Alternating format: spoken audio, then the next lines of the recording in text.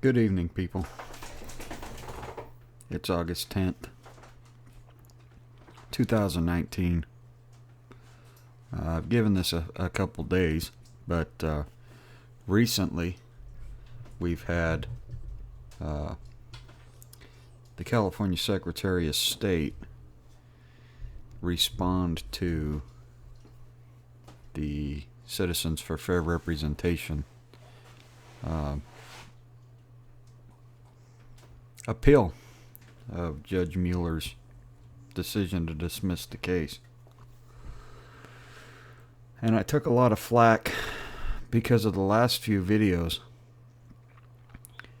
where we were discussing the federal authority in this case and the constitutional aspects, California state constitutional aspects of this representation issue. And lo and behold, on the very response that CFR's attorney Scott Staffane shares, you see in the response from the Attorney General's office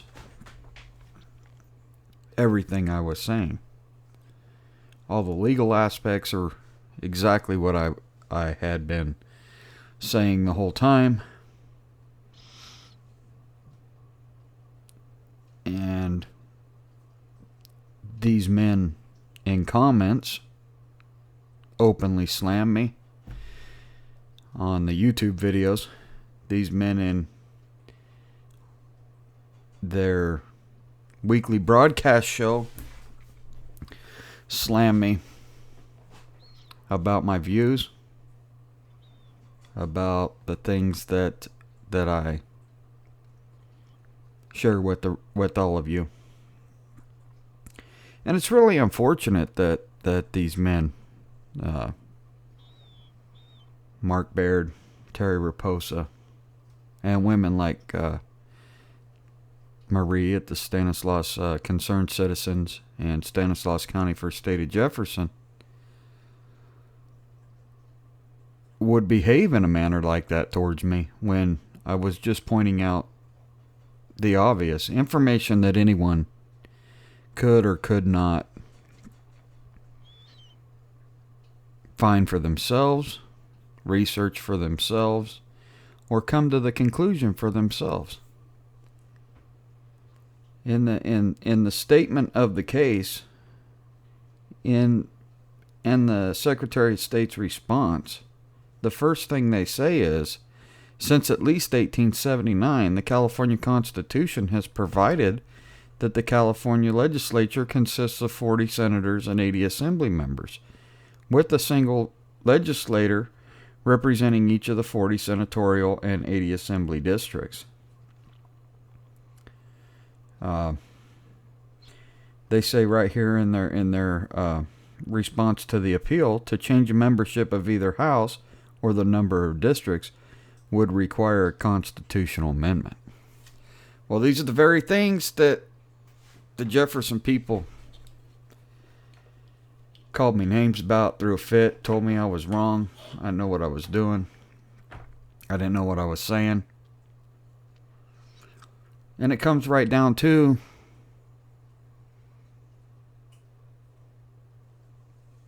the information I was providing was correct.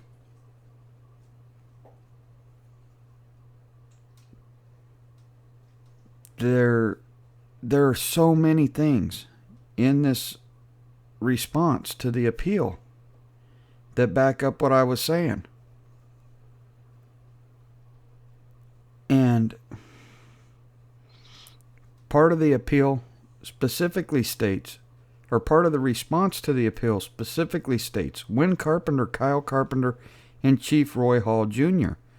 are Native Americans residing in California's Senate District 1, and they allege the size of the legislature has impaired any opportunity to elect a member of their race to the state legislative body. Let's make one thing very clear. If these men have federal withholding taxes taken out of their checks. Okay? Or they pay state or federal taxes. They are no longer sovereigns. They are no longer members of a protected class. They're no different than you and I. They are taxed citizens. Once they allowed that to happen, once that tribe allowed that to happen, all members became citizens. Those citizens, subject to the rules in the California Constitution, subject to the rules of this entire state, of this entire nation. Make no mistake, while they are descendants of people that originated here, everyone born on this continent originated here and is a Native American as well. And for you to come out that you're have an impairment to elect people of your race or your ethnicity, that's ridiculous. And I said that before. But they're nobody special. The tribe's not special. They're taxed. And that's another problem in California. We allow these tribes to have casinos. We allow them to make all this money on special treaties that in my opinion, those treaties violate the law. I can't make a treaty with the state of California to have a casino and pay X amount of tax for that casino because I'm Anglo-Saxon, I'm white. I'm a descendant of many different ethnicities.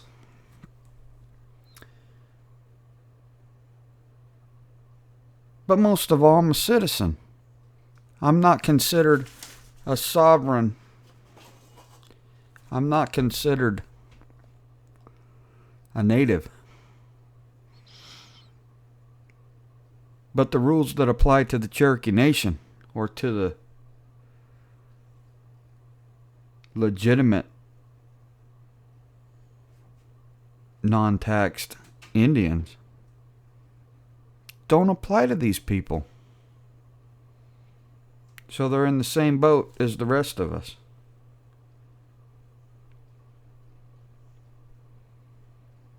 Regardless of the size of your district, everybody's in the same boat. And we must change the California State Constitution.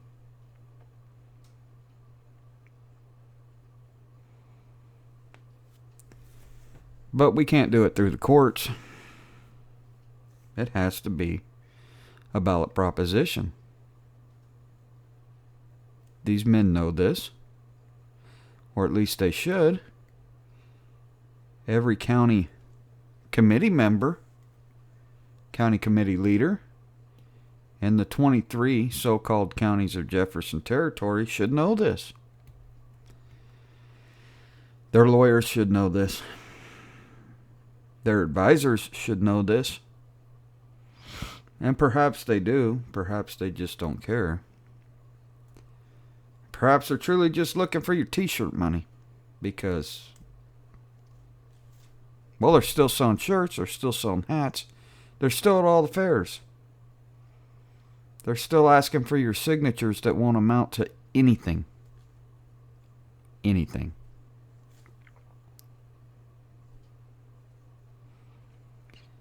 Reading through this response by the Secretary of State,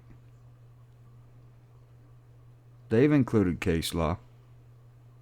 A lot of case law. They've included recent case law. They've even got some things right. They've even got some things wrong because they don't understand the proper language to use. In Section 3, Procedural History,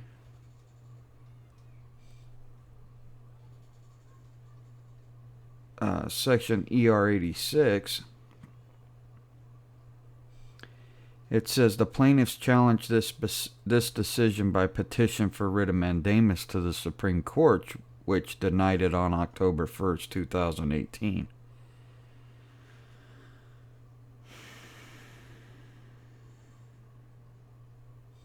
Let's make one thing clear. Supreme Court never decided to even look at the writ.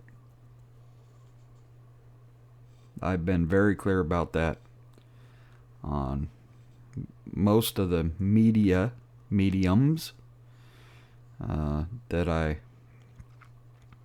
I've spoke on. That went before the clerks, and the clerks decide not to hear that, not to even forward it to their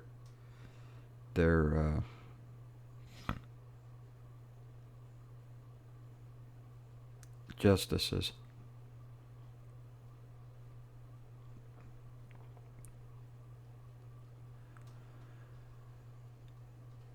But this appeal's going nowhere.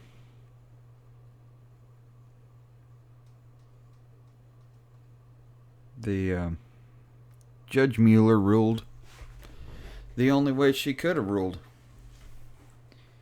She ruled properly. And there's nothing anyone can do to really fix it, because it's done. Problem solved. Decision was made that was accurate and correct at the time.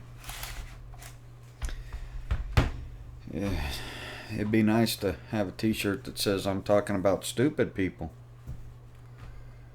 or I'm talking about the ignorant.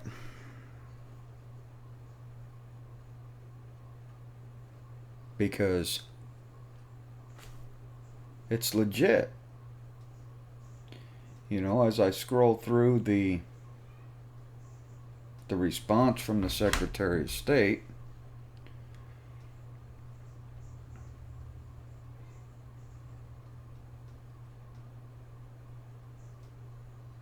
it talks about case law all over the place and standing and this and that and the other, and the bottom line is the opening of this thing said it all. The California Constitution specifies what we have, and the courts can't change that. But what you don't see any of these groups advocating to change California, explaining to you what actually is in the Constitution of the state of California. You do see me holding the book up. You hear me talking about it on my videos and podcasts.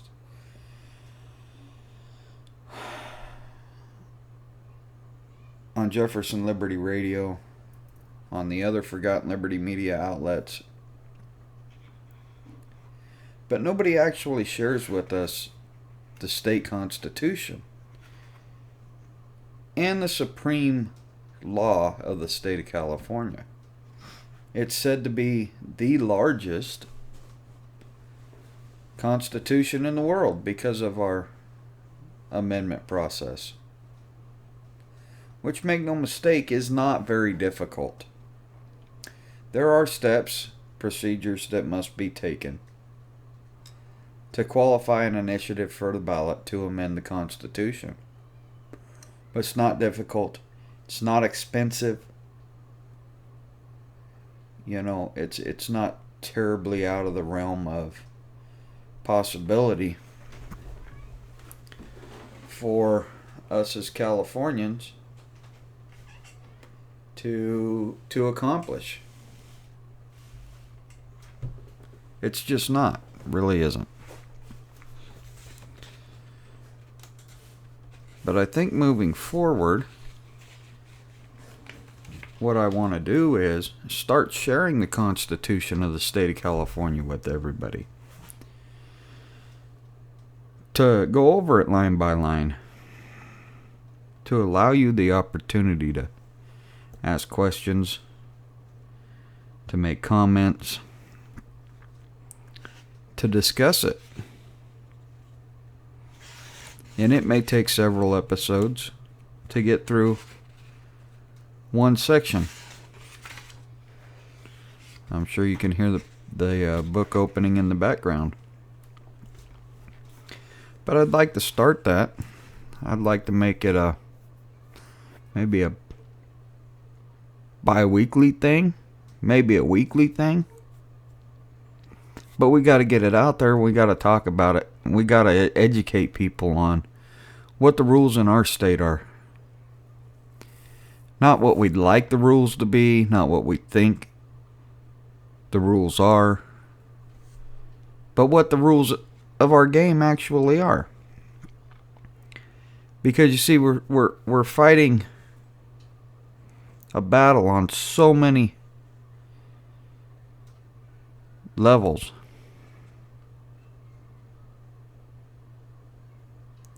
By so many organizations. And no one actually knows what we are or are not entitled to. Let's make one thing clear before we start on Article 1 of the California State Constitution. To the people of Jefferson, especially the leadership, to the named plaintiffs in the CFR lawsuit, posthumously or otherwise, to the 23 county committee leaders and committees, you are not entitled to any more representation than 80 assembly members and 40 senators. While I agree that the numbers are just too damn high, that's what we have because that's what we've allowed. But you can't go half-cocked around and use the courts to determine change. It takes a vote of the people. Even if you get the Senate and the Assembly to agree that we need to increase representation, all they can do is expedite putting the proposition on the ballot. But it still has to get on the ballot. We still have to do it through the rules and through the procedures that are in place. With that being said, I agree with the Secretary of State. This stuff is, this appeal should go nowhere. Should dismiss the appeal too. And moving on, let's start with Article 1 of the California State Constitution. The preamble says, "We the people of the state of California, grateful to Almighty God for our freedoms, in order to secure and perpetrate its blessings, do establish this Constitution." So what does that mean? That means that the people are the state of California. That we are grateful to a creator, whoever we believe that creator to be, for our ability to live with liberty, for our ability to live with a structured set of rules where no man is superior.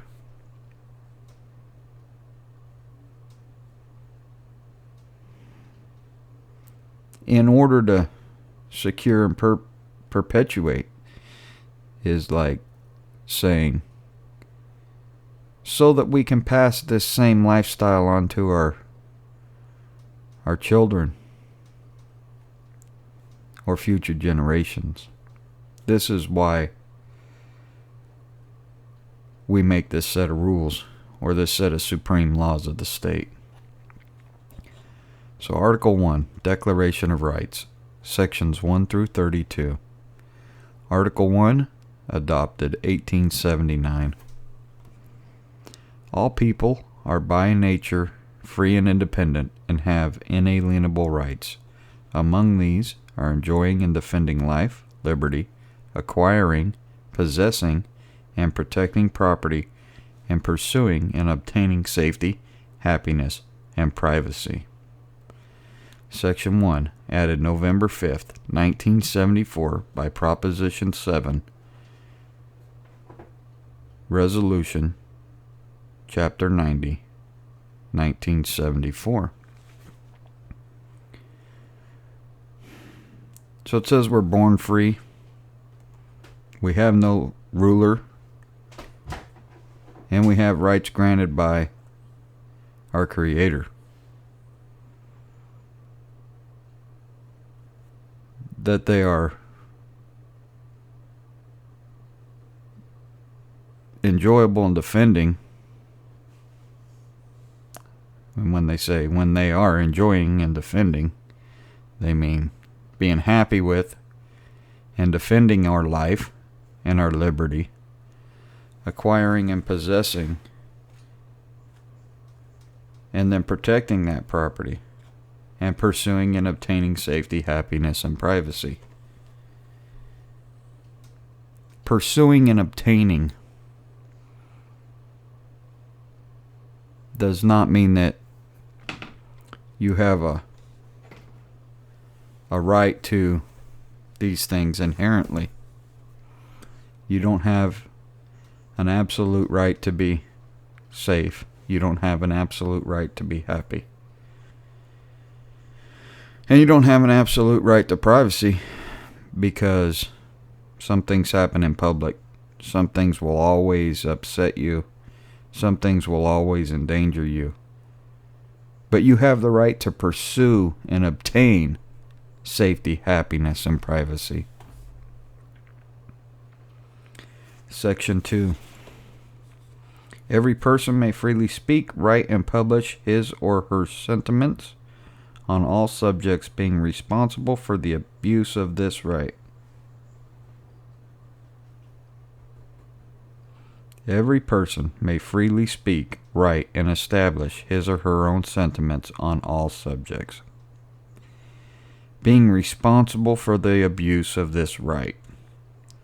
A law may not restrain or abridge liberty or speech or press.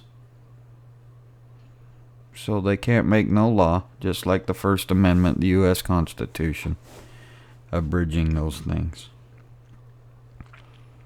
Abridging, infringing, how do we want to say it? Doesn't matter, it's all the same.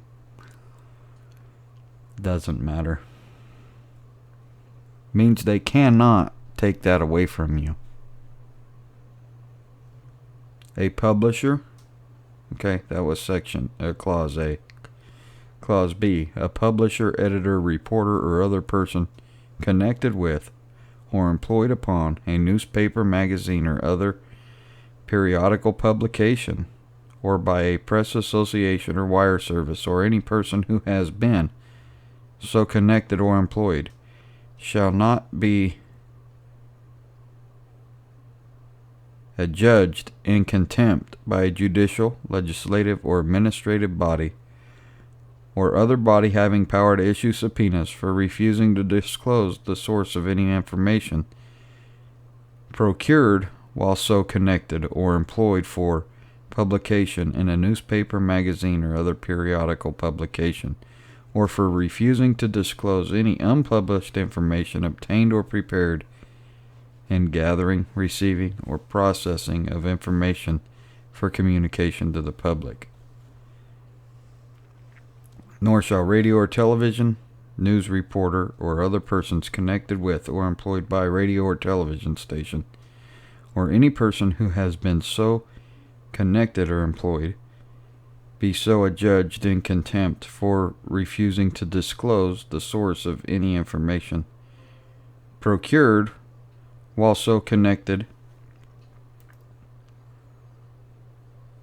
or employed for news or news commentary purposes on radio or television, or for refusing to disclose any unpublished information obtained or prepared in gathering, receiving, and processing of information for communication to the public. As used in the subdivision, unpublished information includes information not disseminated to the public by the person for whom disclosure is sought. Whether or not related information has been disseminated and includes, but is not limited to, all notes, outtakes, photographs, tapes, or other data of whatever sort not in itself disseminated to the public through a medium of communication, whether or not published information based upon or related to such material has been disseminated. In Section 2, amended June 3rd, 1980, by Proposition 5. Resolution Chapter 77, 1978. So, we have to look at that today. Most media goes across like this, YouTube, Google,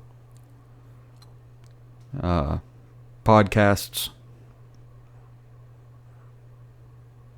While they were individuals doing this thing, sharing information, sharing sources, it's still relevant news. It's still relevant. And we're still protected.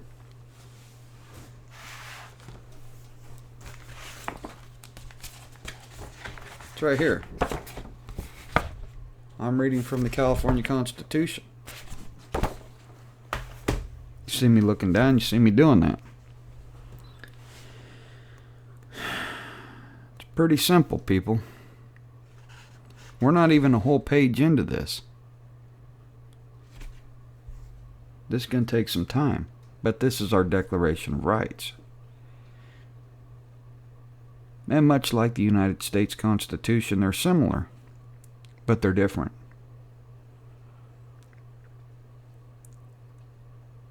But we have to know what they are, and nobody's talking about them, and nobody's sharing information. Nobody's reading,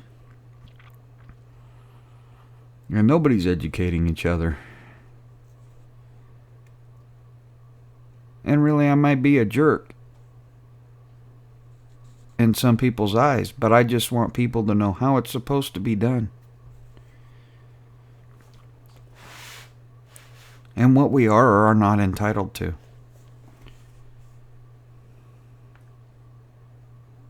So Section 3, Clause A. The people have the right to instruct their representatives, petition government for redress of grievance, and assemble freely to consult for the common good. Well, what does that mean exactly?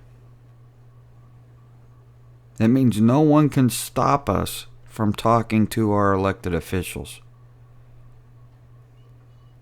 It doesn't say in what manner we should talk to them, or that they should have rules about conduct while addressing them. It says the people have the right to tell their representatives how to behave. The people have the right to ask the government, which would be the judiciary, to correct a wrong.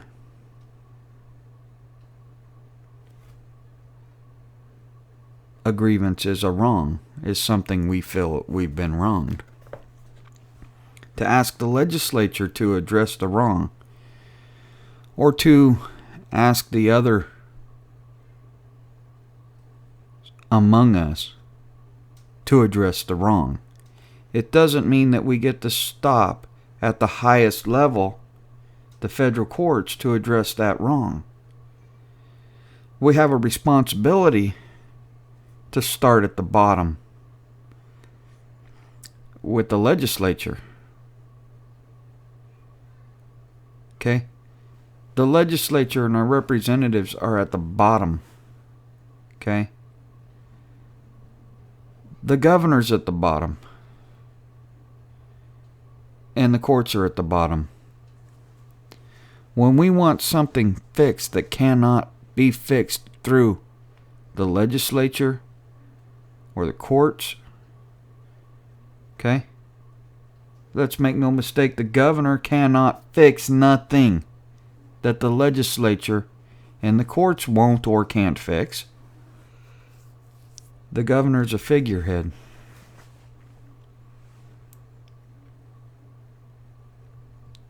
We have to fix it. We the people. We're the top. We're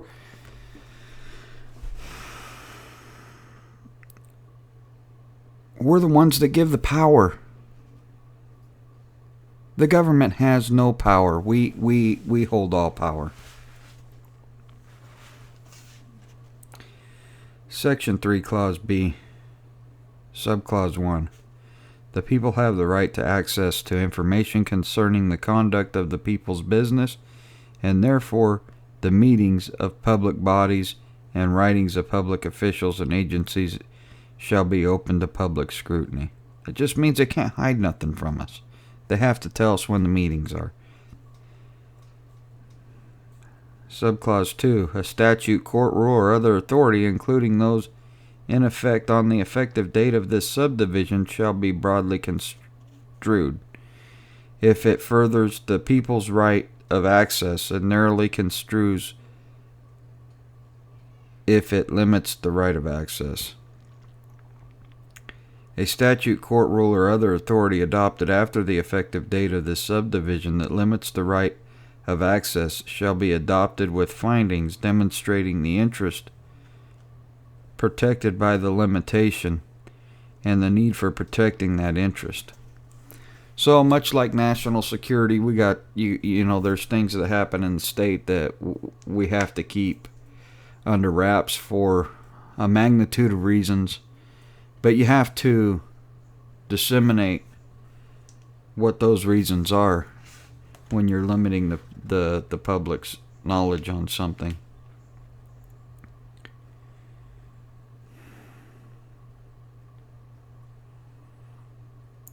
Clause 3. Nothing in the subdivision supersedes or modifies the right of privacy guaranteed by Section 1 or affects the Constitution, affects the construction of any statute, court rule, or other authority to the extent that it protects that right to privacy, including any statutory procedures governing discovery or disclosure of information concerning the official performance or professional qualifications of a peace officer.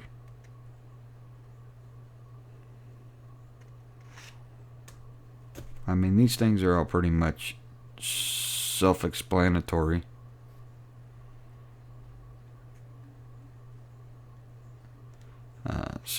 Clause 4. Nothing in this subdivision supersedes or modifies any provision of this Constitution, including the guarantees that a person may not be deprived of life, liberty, or property without due process of law, or denied equal protection of the laws as provided in Section 7. So let's take a look at that, because some things that the governor's recently done, like put a stay on the executions in the state of California. You know, we got some areas here that mingle with current events like that. It says nothing in this subdivision supersedes or modifies any provision of this Constitution, including the guarantees that a person may not be deprived of life, deprived of liberty, or property without due process of law, or denied equal protection of the laws as provided in Section 7. Well, we're not to Section 7 yet.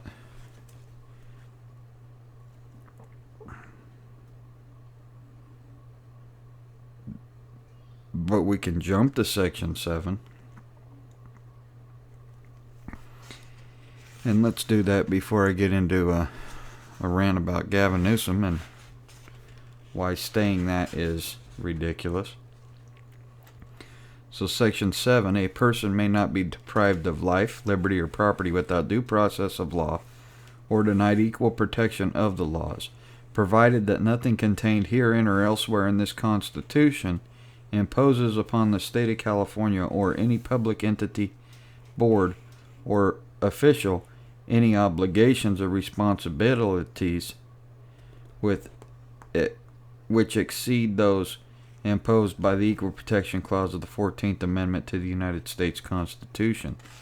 With respect to the use of pupil school assignment, pupil transportation, in enforcing this subdivision or any other provision, this Constitution, no court of this state may impose upon the state of California or any public entity, board, or official any obligation to the responsibility with respect to the use of pupil school assignment or pupil transportation, except to remedy a specific violation by such party that would also constitute a violation of the Equal Protection Clause of the 14th Amendment to the United States Constitution, and unless a federal court would be permitted under federal decisional law to impose that obligation or responsibility upon such party to remedy the specific violations of the Equal Protection Clause of the 14th Amendment of the United States Constitution, except as may be precluded by the Constitution of the United States, every existing judgment, decree, writ,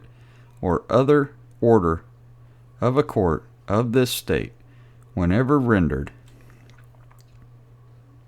which includes provisions regarding pupil school assignment or pupil transportation, or which requires a plan including any such provisions, shall, upon application to the court having jurisdiction by any interested person, be modified to conform to the provisions of this subdivision as amended, as applied to the facts which exist at the time of such modification, and all other actions or proceedings arising under or seeking application from the amendments to this subdivision proposed by the legislature at its 1979-1980 regular session.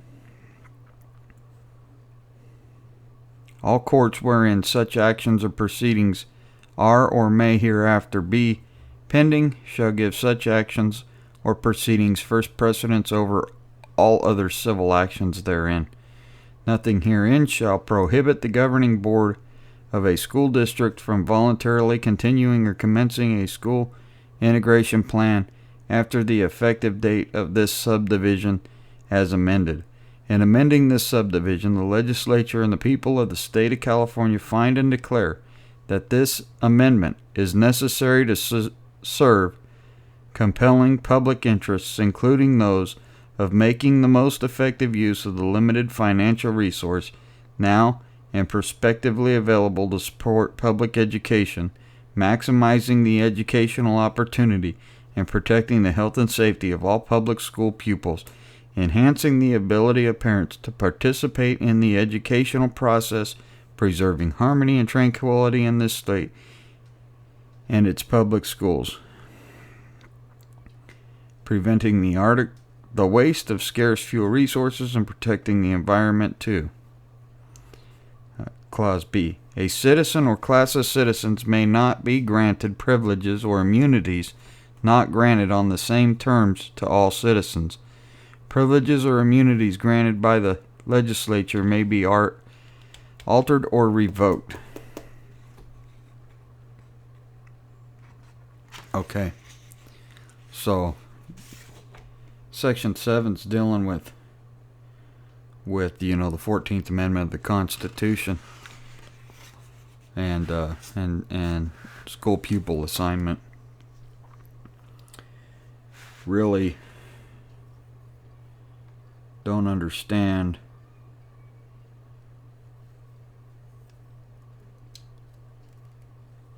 why we would have denoted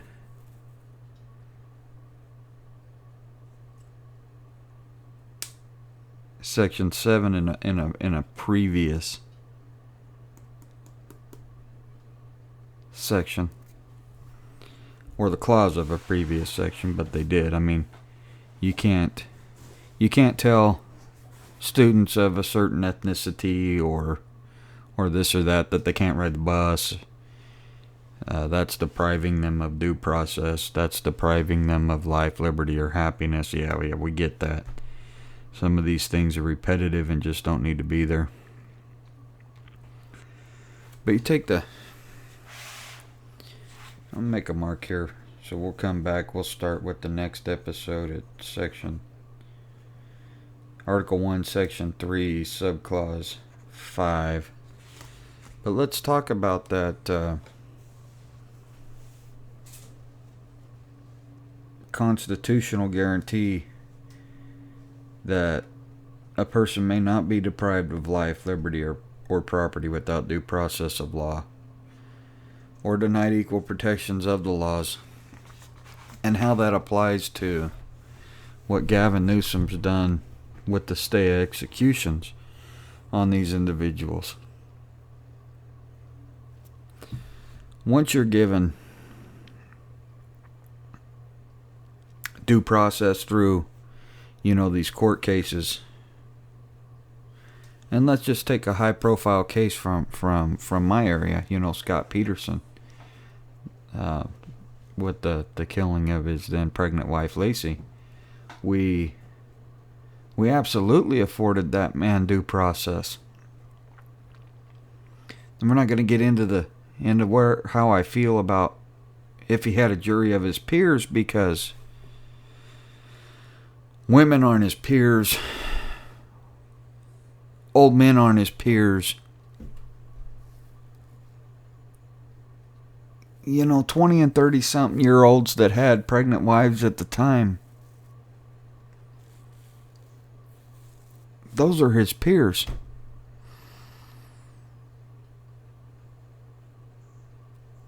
And in a county as big as Stanislaus, with 500,000 some people at the time,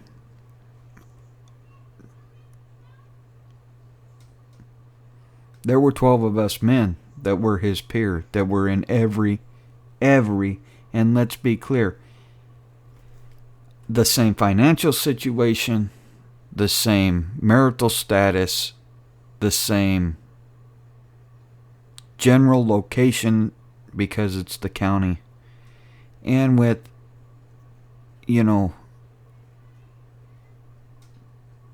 spouses that were carrying child at the time. Now I know we don't get that strict with peer, but you take that falls into due process if you look at it. If you think about what the founders intended, they intended the people who know us best to judge us, not a societal class of people. But that's the interpretation that's been allowed.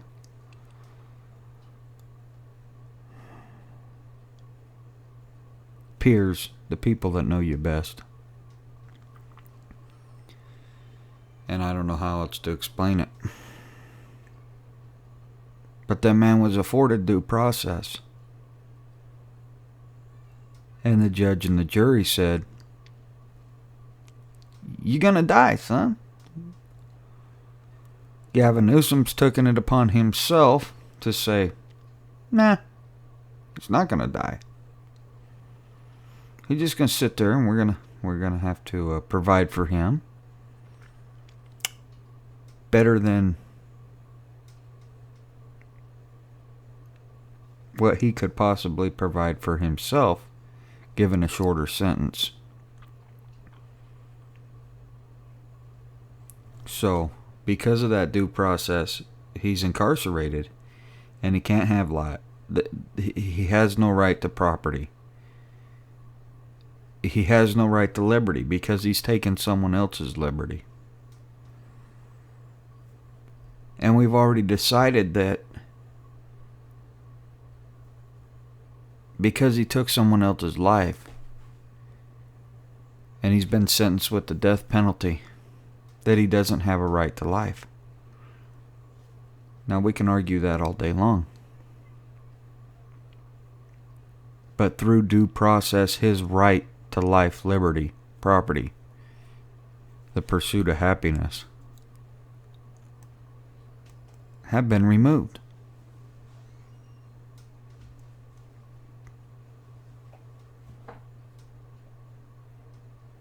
and that's unfortunate. But that kind of ties that section into a current event. And we'll try to get back next time with you, and we'll start at Article 1, Section 3, Clause 5. And we're only on page 2 of this thing. In the copy I have, which is the newest copy available. You can get it for $10 on Amazon and follow along with me if you'd like. As if you're a Prime member, next day delivery. And this section's going to take us quite a while. Here I'm on page 13 already, and we're not even to section 2. Yeah, there's 16 pages in this section, so we got a couple. We'll probably have a few weeks, 3 or 4 on this section alone. So look forward to those, and look forward to sharing more of the California Constitution with you.